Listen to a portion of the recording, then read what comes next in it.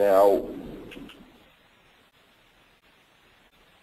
I can tell you from experience there are times that whether someone is returning or not can be determined just by the greeting and the reception area experience that they have. So timeliness is important. If you can cut down the wait time that people have from the time that they've completed whatever reception process is necessary, whether they're completing the forms in your waiting area or before, as we discussed. Of course, the privacy. You do not want your receptionist or any other staff, talking about any private client information. You might want to reconsider, if it's possible, the physical layout to make sure that if you have multiple people up at the same time, that there's some element of privacy available for their personal information, and perhaps if it's a medical facility, a behavioral facility, diagnoses, etc. And then there's the waiting experience itself. Is it spacious, or do people have the proper supplies they need if they need to fill out forms? Is there a bathroom available, water coolers? And of course, to promote your own agency, what about marketing and promotional materials or educational materials? If people are going to be in your waiting room for any period of time, it certainly makes sense. Even if it's for a different service, they might have a friend that requires that service. So certainly you should check to make sure that you have updated marketing and promotional materials from your facility. And of course, the sufficient seating and cleanliness and child friendliness. I know it's not something that's the top agenda on people's minds, but let's take a poll now if you can, Nathaniel. When was the last time a manager checked the area to see how clean it is? Are you happy with your cleaning company? Are they missing the corners?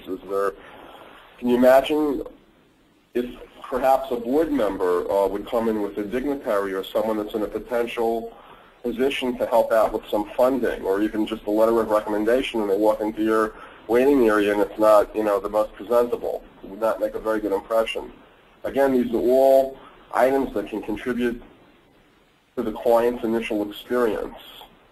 And believe it or not, it can affect even the initial interview, because a lot of times, depending on that experience, will determine to what extent the client opens up and the client is comfortable imparting information on the actual visit.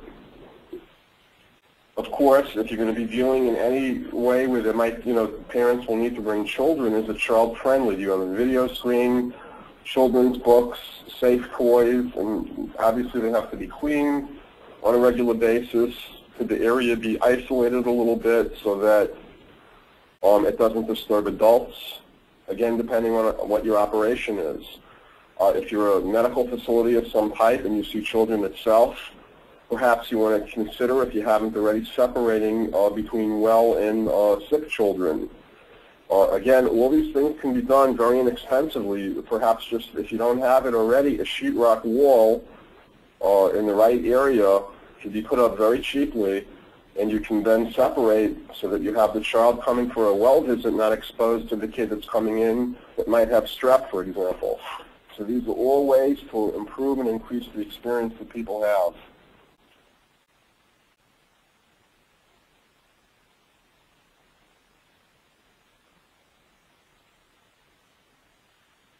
Now, another very critical part in the total experience is apart from the timeliness of the start and end time of the actual appointment, are you tracking this? Do you notice any kind of patterns? Is there a particular one professional that seems to take longer or shorter? Is it appropriate?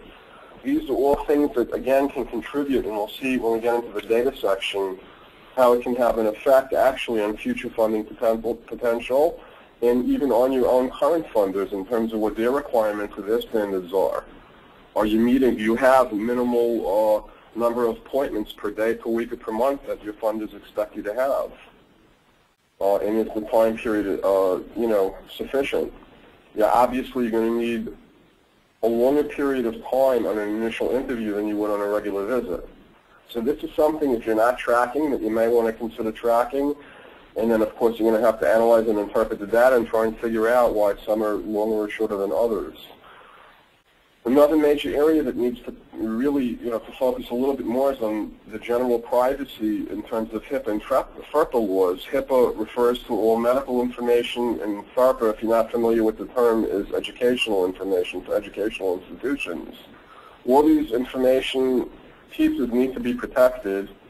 If you go into a hospital today or a medical facility, you'll see that they now have all over the place in the elevators and the hallway signs, please do not, respect patient privacy, do not discuss patients in any public area where there may be people. The last thing that you want is the receptionist yelling, hey, can you please bring Mrs.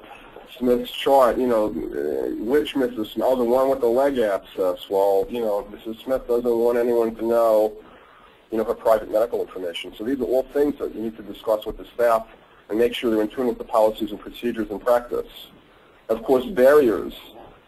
It could be that after the initial interview, you're going to need follow-up appointments.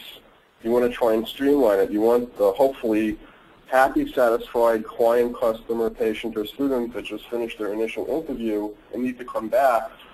Is the receptionist available in a reasonable amount of time to make a follow-up appointment? How is the workflow, or do they have to wait in line back again, and there are 10 people lined up, that haven't been seen yet? So do you have a sufficient number of receptionists? What is your system for making follow-up appointments?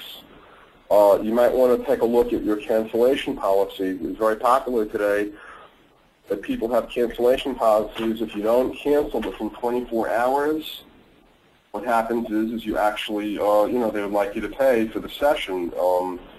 Again, this is all items that need to be thought through if, in fact, that makes sense for you to do, if there, in fact, might be exceptions to it. These are all things to consider in terms of running a smooth operation.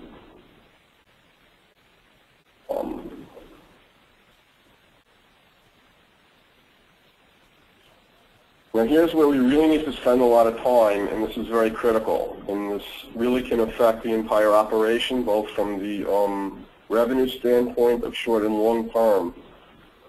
I want to spend time now in terms of when was the last time, if we can do it at poll in the panel, when was the last time that you tried to track if you're getting the proper information on your intake form, whether you have it electronically or whether you have it in a paper version. So if we can run another poll, thank you.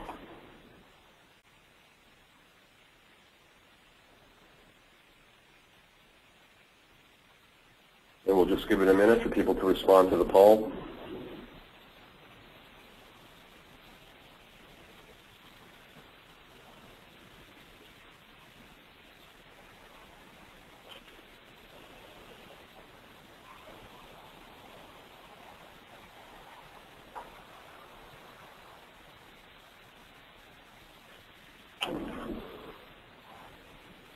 Okay.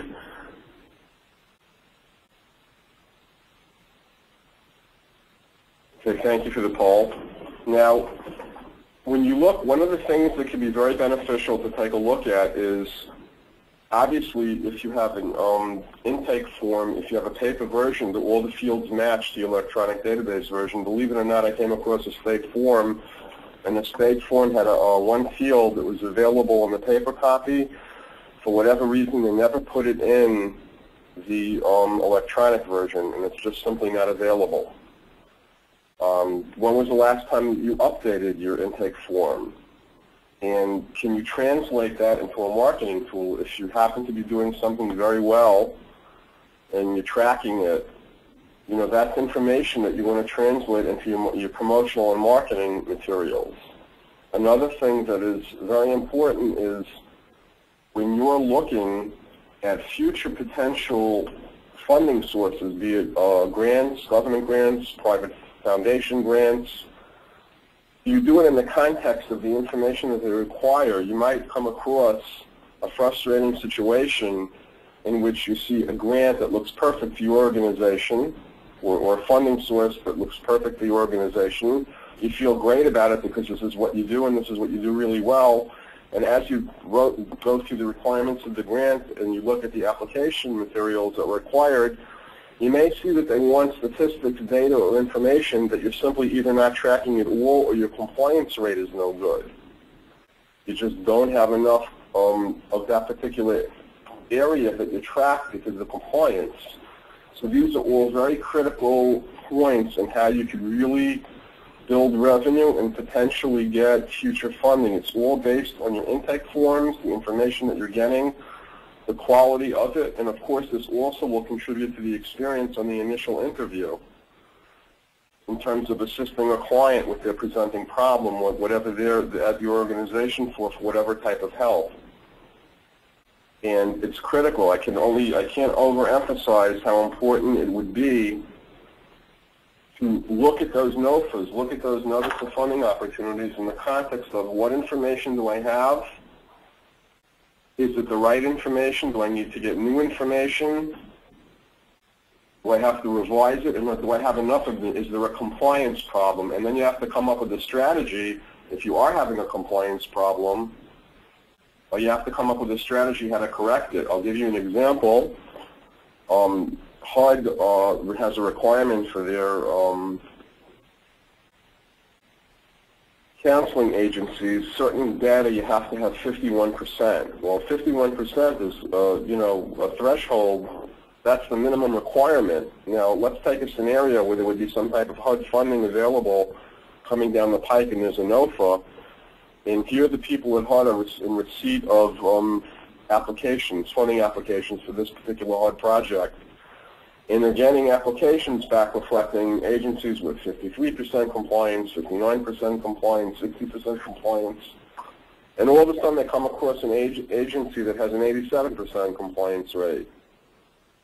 Well, my guess would be that they probably would feel comfortable certainly having, depending on how much funding and how many grantee awards they can give out, I would probably predict that the organization that's able to project 87%, they feel is really doing a good job, and they would be certainly one of the ones to obtain the grant.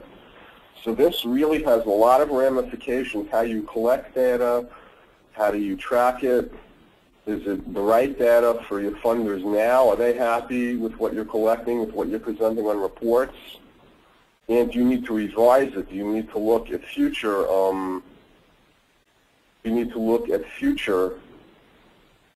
data or revise the form in some way for future potential funding opportunities? And of course, your data, you have to make sure it's protected, especially if it's going to be electronic. And once again, we go back to IT. You have to make sure that the fields all correspond. Someone should look at that on a regular basis, especially if you're changing the form frequently, to make sure the fields are updated on the database, and to make sure your database is backed up. I would recommend that you back up your database at least twice a day, not just once. And of course, and again, this is not a webinar on security, but whenever you have electronic storage, you have to be concerned about the integrity of it and the security of it. So you have to make sure that you have proper security for your electronic files. It's all critical.